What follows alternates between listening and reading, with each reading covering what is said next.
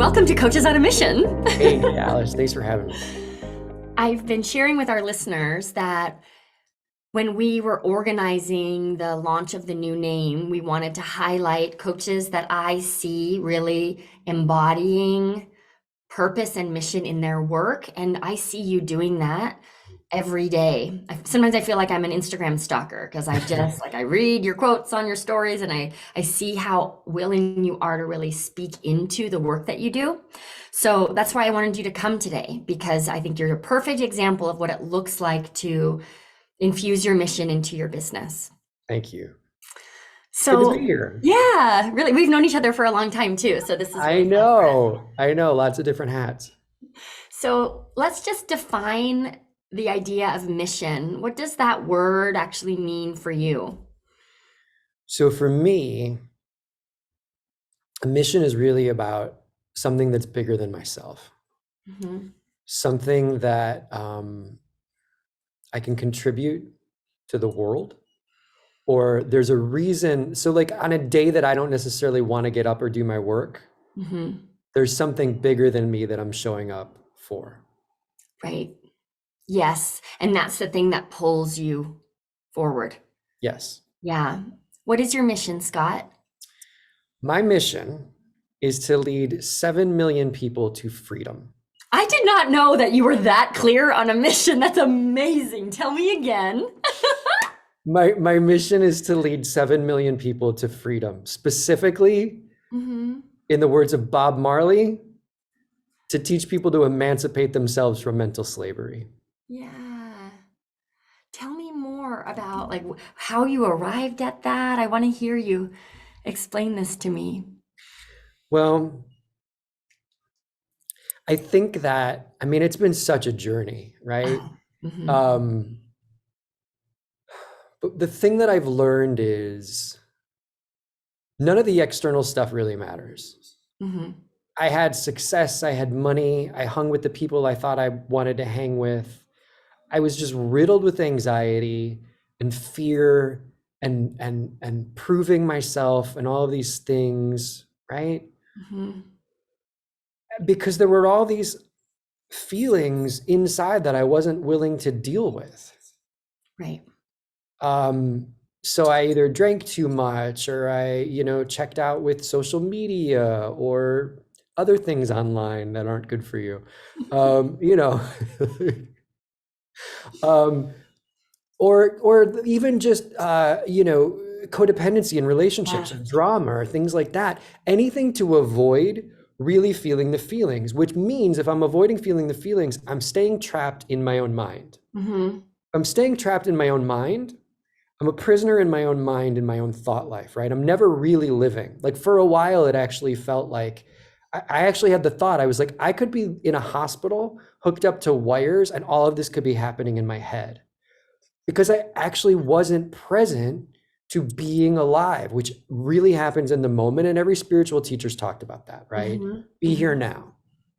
The thing that nobody talks about is be here now means you have to be here, not with a blank slate, as lovely as that would be, but with all of the feelings, all of the stuff that I've not wanted to be here with, all the stuff that I've distracted myself from, right?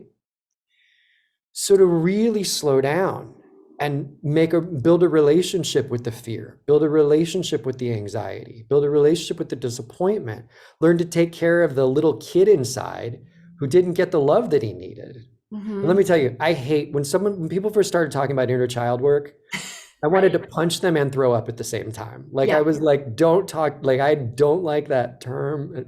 But the truth of the matter is we all have these parts of ourselves that we have to learn to take care of. Mm-hmm. And if we don't, then we're looking for someone else to do it. Mm-hmm. We're constantly looking outside of ourselves. So to tie that into the mental slavery part, it's like I'm trapped in my head and I've given the key to releasing myself from my own prison to someone else, I think, and I have to get it from them. So I keep trying to get this thing from someone else that I'm never going to get from them because I have to give it to myself. Yeah. Does that make sense? Yes. It really does. So when I'm trapped in my own thoughts, right? When I am when I've chosen to avoid what I really feel, Yeah. I have put myself into a prison. And the only person who can unlock that gate is me, yet I've handed the keys over. Yeah. That just We sets me think up someone to, else, we yeah, think someone else has them, right? yeah. So we're like, if I go here, if I go to this place, we're so in love with the idea that the freedom is somewhere other than the moment we're in. The joy is somewhere other than the moment we're in. Just, wherever it is, the next relationship, the next job, the next house, whatever it is. Mm-hmm. The truth of the matter is it's not true. It's Yeah. the biggest lie that's been perpetrated on us as humans, is it's Mm-hmm. actually only where we are right now. It's only ever there right now. Mm-hmm. So Mm. So where did you get the 7 million number from? it's 0.1% of the entire world's population. Okay. Got it. I'm so inspired. Okay, thanks for tuning in, everyone. Hi, Scott on Instagram now. Okay, and then so I want to also hear about. So we're talking about feeling the difficult feelings. Yeah.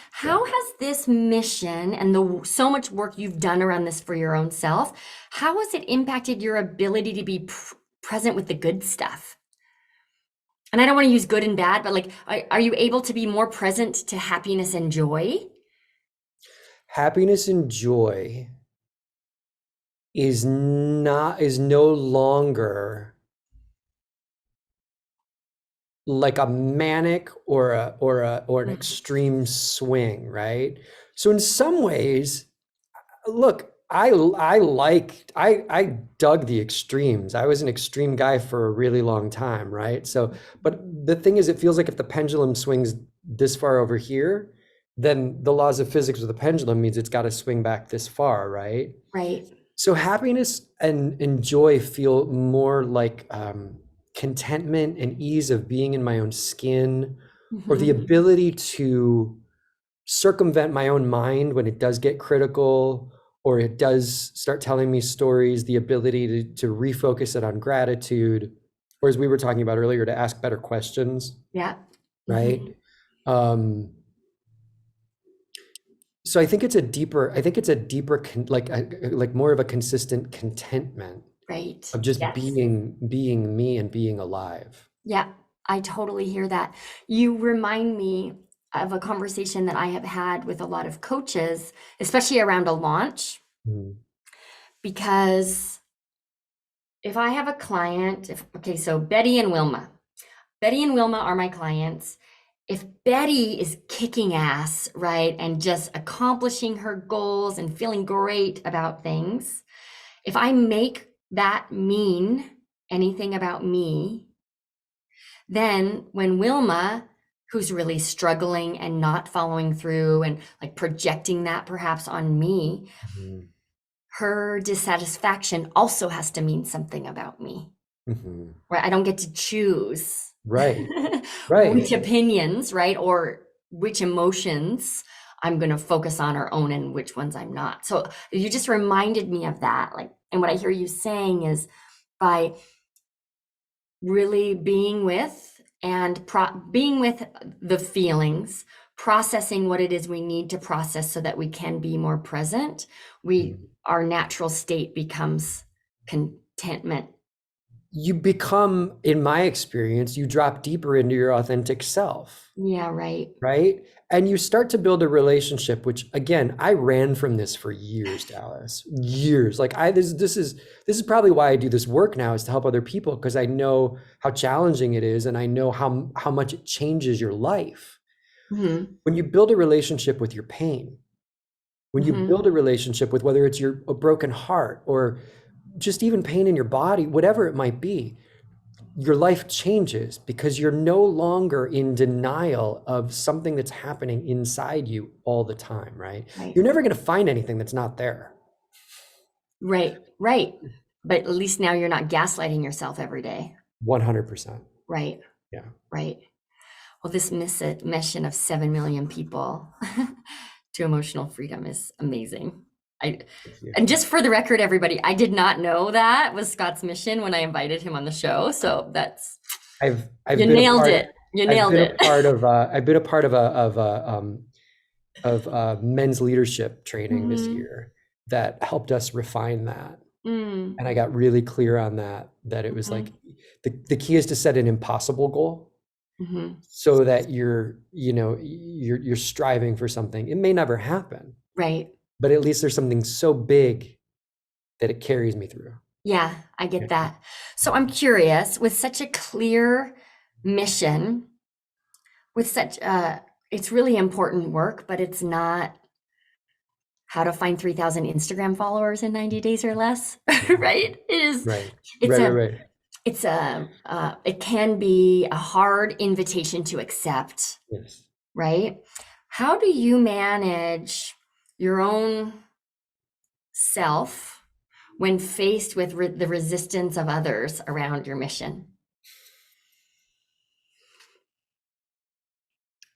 Well, I don't know anyone that if posed the opportunity to free themselves from their own minds wouldn't be interested. Uh-huh. I just know the resistance people have to doing the work it requires to doing it, right? Mm-hmm. But I believe very much in transmission, right? Mm-hmm.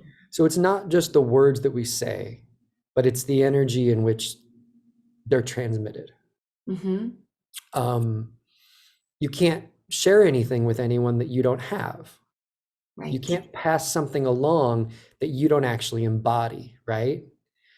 So I believe that I'm a big music guy. I love music. I love sounds. Like I'm super auditory. Like my learning responses are kinesthetic and auditory. Mm-hmm. I believe that when you can't unring a bell, right? Right. Mm-hmm. So if somebody is awake or alive to what I'm speaking, to what I'm saying, if it resonates with them, right? Resonance of a sound then they're called to it. Mm-hmm. So I don't have to, I'm not out there I'm not out there trying to convince people of this. Right. I know what this does. I know how this changes everything. I know what it is to be trapped living in your head and not even be aware you have a body. Or you have a body because you take it to the gym 3 times a week, but then you're still just in your head, right? This is much deeper work that brings you present to the moment. So if it calls to someone, it calls to someone. And if it doesn't, it doesn't. Right.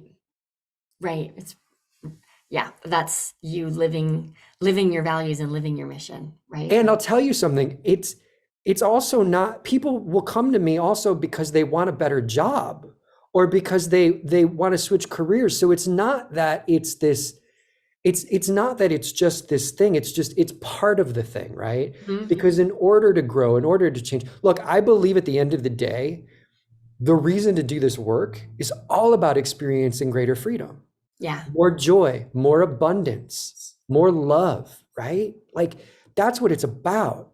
But in order to do that, you have to make friends or make peace with the part of yourself that is in resistance to that, Mm-hmm. right? Mm-hmm.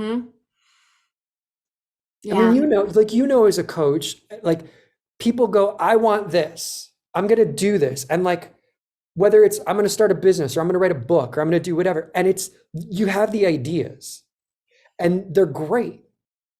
But when you sit down to actually do them, you come up against your own inner resistance and all those feelings. That's what I'm actually really speaking about, is Yeah. getting in touch and building a relationship with those things so you can move forward, so you can Mm-hmm. do the things you want to do. Not just so you can sit around feeling, Right. Right. but so you can be more in the world. In the world. And Yeah. then that concrete goal of getting a better job, right? The process around that, it has so much more ease and clarity because I'm present. Because you're present and because you get clear on what you want Mm-hmm. and you're willing to do what it takes to get what you want, which again is coming up against resistance Mm-hmm. and have to feel bad and do things and question. And, one of the biggest things people deal with is imposter syndrome. Yeah. As people start to grow and expand and take on a bigger mission in their own lives, well, who am I to do this? Right? Am I even this person? Like, and So again, I think so much about our growth is our willingness to tolerate our discomfort. Yeah. However, it's not just to be uncomfortable. Right. Right. It's to have what you want. It's to come here and live the life that you came here to live, not the idea of the life or the life that someone else wants you to live. It's like success worth having, right? Yes. Yeah. I had a coach that used to talk about truthful success. The difference between like, I'm successful because I make this much money, or look at this, or I have this status, or, truthful success. What is success to you? What really speaks to you, right? Like, me being able to have a conversation like this with you means more to me than so much, because it's like intimacy is so important to me. It's everything. Once you get a taste of it, you never want to go back, because it's like that whole thing of living. I was listening to someone's book the other day, and they were talking about persona. And persona is really just a mask.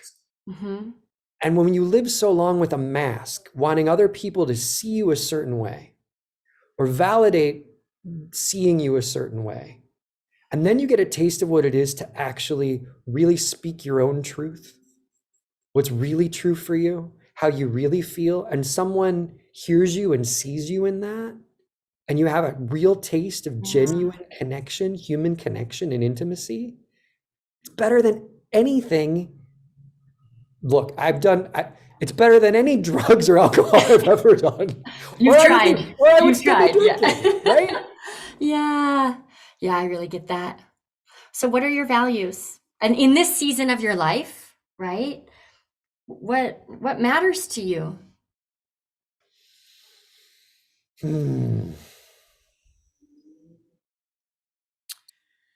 Authenticity is probably the top one. With authenticity, to me, comes integrity in terms of wholeness. I can't fracture my life and expect to have an experience of integrity. I can't be honest in this place and dishonest in this place, right? Right. So finding, like you were talking about, one of the things that I love about what you do and why I'm so excited to be here and talking to you is you're so values driven, right? Your work is so about values, and that's how you live, but that's a life thing. That's right? a life thing. Yes. Yeah, exactly. And so it's that same thing. It's how do you put your life in alignment in every way, right? Yeah, and I find that I'll talk about, so the way I live my life and the way I run my business, those are not two separate containers. And if you've ever done values work, everyone, like any of your company values, if that list doesn't match actually your personal values, you're going to struggle, like you didn't do it right. Right. But my point is that the deeper I lean into my values, the easier decisions are, and the more complicated the work becomes. Because running a business truly aligned with your values, decisions are obvious, Scott. And sometimes the choice is hard. Right. Yeah. Right, because you're making the choice that's the most aligned with you. And that requires a tremendous amount of bravery and courage and strength, because it may not be the one that you think you should do, or that, or the one that requires the least amount of effort. Yeah. Right. Yeah. Right. So authenticity and integrity. Compassion is huge. Compassion is probably the biggest one, because all of the work that I do, like we're so inundated in like a self-help, self-improvement land. I believe it's much more about self-acceptance. Yeah. Right. And that requires so much self-compassion, so much kindness and patience and ease with yourself through your own process. Right. That's probably one of the biggest ones in this season of my life. love in terms of how do I allow myself to receive more? Mm-hmm. Just sort of the abundance of love of just sort of being on the planet, you Mm-hmm. know? Mm-hmm. The sun always giving to us, like you walk outside, like, trees are the coolest thing in the world. Like trees are the best. Like if you want to change your day, go sit outside and spend 10 minutes just staring at a tree. Yeah. Like they're the best. Yeah. You need to Um, hang out with my daughter. really? She's Okay, a cool. big fan of trees too. Right. Yeah. Good, good, good. Nature is huge. But and kindness is Yeah. so important. The ability to just be kind means so much because it means so much. Like I know how I feel when I'm walking down the street and I'm having a bad day and someone I don't know smiles at me Mm-hmm. or says hello. Mm-hmm. So for all of us to become more of those ambassadors of kindness, um, Yeah. and then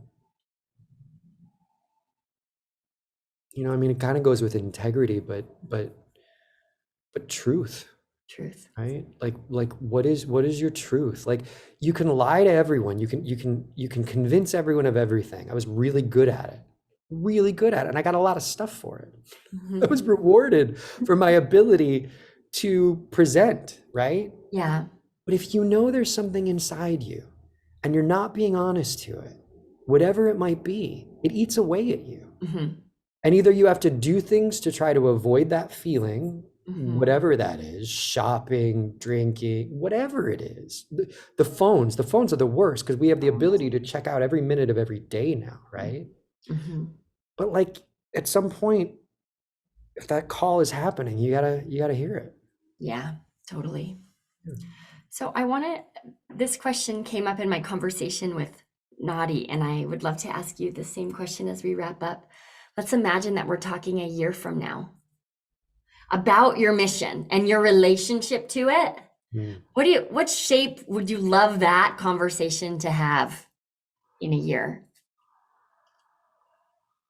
I want to share one more value and then I'll Oh, answer that. please, yes. Joy, Joy. simple joy, Mm-hmm. going for a walk and seeing what's around you, taking the time to really enjoy a cup of coffee instead of just down the coffee as you're going to the thing. Simple joys in the ordinary things of life is also a huge one. Mm-hmm. That's Okay, beautiful. thank you. So now, so a year from now, we're Yep. having a conversation. What are we celebrating? Well, just really specifically about your mission, right? So if maybe it's like, hey, remember when we talked about your mission and how your values were really informing that? How's it going? Right? Like what would you love for us to be sharing a year from now around this? I would love to be able to tell you or share with you that I've just helped more people, that I've been Mm-hmm. able to be of more service, that people who resonated with this or wanted this or needed this in their lives found it and were willing to show up and do the work, and that I was able to hold space for them. Mm-hmm. That means everything to me. Yeah, Um, yeah. that's beautiful. I mean, it's like, Yeah. it's gotten very simple. Yes, Like I was just gonna say it's so simple. it's gotten very simple. Like we are all interconnected. One person is in pain, it affects all of us. Spiritual teachers have been talking about this for years, for For years, exactly 1 year. for eons, right? Yeah. Like we're in pain, and the older you get too, I think the more that you realize that there's so much loss, right? Mm-hmm. We lose people we love, whether it's a breakup, whether it's a death, Mm-hmm. a job, a belief in ourselves, a status, our health, whatever it is. And like being able to be with ourselves through that process and be kind to ourselves and be loving to ourselves, as opposed to beating ourselves up for being human. Yeah, And, right. I mean, I just know how much I beat the shit out of myself for years, Dallas, for years, thinking that somehow that would get me where I wanted to go. And all it does is it leaves you like battered and bruised by yourself, By yourself. Yeah. right? Yeah. And then if you think that it's coming, if you think someone else is doing it, or it's like you have to take radical self-responsibility Mhm. and then see what happens. Yeah. It's just right back to the mission of helping people find that mental freedom. Yeah. Good. Well, thank you for coming on the show today. This was such an Thank you. enlightening, connected conversation. I appreciate you so much. Thank you for having me. I appreciate it. It's so interesting because I'm such a natural skeptic. Like when I No hear one people, believes you. right? Everyone listening who just heard you say that, nobody No, believes no, you. there's the truth. Like when people are like, here's the thing to do, like here's the thing to do. I'm always like, really? Like I'm always showing up with a little of like, what are you trying to sell me kind of thing, right? Mhm. And like, because I'm always, because it's like what everyone's got an angle kind of thing, right? Okay. Yeah. Okay. Right. And so it's just I share that because I think it's important to acknowledge that part of myself because I'm not trying to sell it. Like I'm like again, people who get it will get it, and Yeah. they'll and that's it. But I get the part. I also get the part that's in resistance. Like I have that too. Even Hmm. the things that are good for me, I still do. Especially. Especially for things that Yeah. are good for me, right? Too. Like try to get me in bed at a decent hour. Hmm. Not going to But I know I happen. feel better in the morning when I do. Yeah. Totally. Completely. Well, again, thank you. I can't think of a better way to kick off the new name of the podcast than with these really illuminating conversations. And I'm grateful you came on the show. I'm very grateful to have you as my business coach and mentor. And I'm so grateful that you invited me on here to share my work, Yeah. and that I get to be a part of your work and Yeah. support you in that too. So Uh, thank you.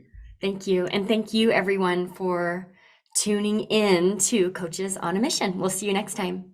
Bye, everybody. Be kind to yourself.